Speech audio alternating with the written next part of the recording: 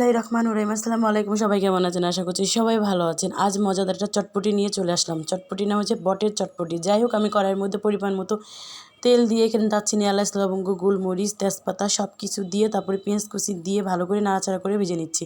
পেঁয়াজটা লাল লাল করে ভেজে নেব। তারপর দিয়ে দেবো বাটা মশলা, দিয়ে দেবো 2 চামচ রসুন বাটা, 2 চামচ আদা বাটা, 2 চামচ পেঁয়াজ বাটা, আর হাফ চা চামচ জিরার গুঁড়া এবং ধনিয়ার গুঁড়া একসাথে মিক্স করা। তারপরে দিয়ে দেবো স্বাদ মতো লবণ, হলুদের গুঁড়া 4 চামচ, মরিচের গুঁড়া 2 চামচ, স্বাদ মতো লবণ দিয়ে ভালো করে মশলাটাকে কষিয়ে নেব। মশলাটা ভালো করে কষিয়ে আমি কিছুক্ষণ নাড়াচাড়া করে নেব। এই বটের চটপটিটা অনেক অনেক মজা।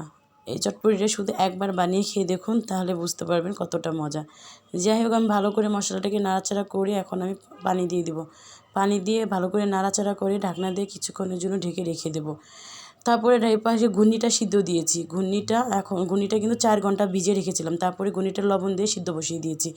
আর ঘুগনিটা যখন অর্ধেক সিদ্ধ হয়ে যাবে তখন আমি আলুগুলো ছোটো ছোটো টুকরো করে সেগুলোও ঘুগনির মধ্যে দিয়ে সিদ্ধ করে নেব।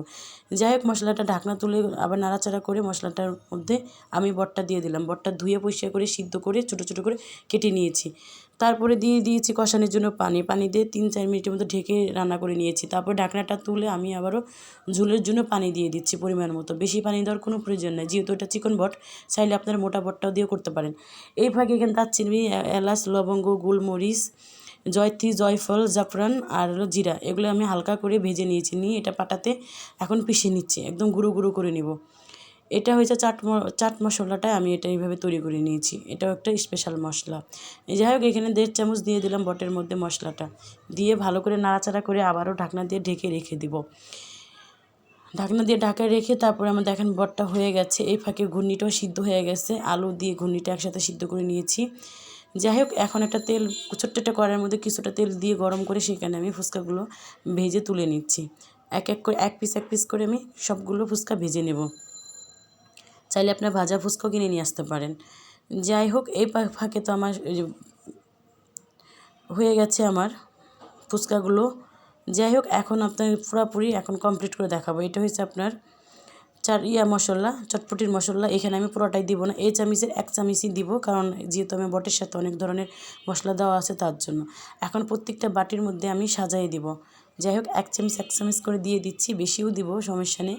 আগে দেখাই নিচ্ছি, তারপর দিয়ে দিচ্ছি বট। এই চামচে 2 চামচ করে বট দিয়ে দিচ্ছি, লাগলে আরও পরে আমি দিয়ে নেব। দেখানোর জন্য শুধু 2 চামচ দেখাচ্ছি।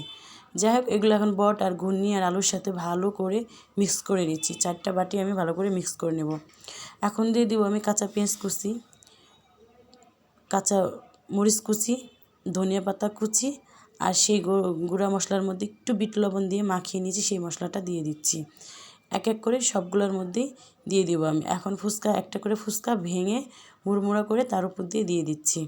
সবগুলো এক এক করে আমি এখন সাজিয়ে নিয়েছি। হয়ে গেছে আমার বটের ফুচকা। অবশ্যই ভালো লাগলে একটা লাইক করে যাবেন, কমেন্ট করবেন, শেয়ার করবেন। সবাই ভালো থাকবেন। আল্লাহ হাফেজ।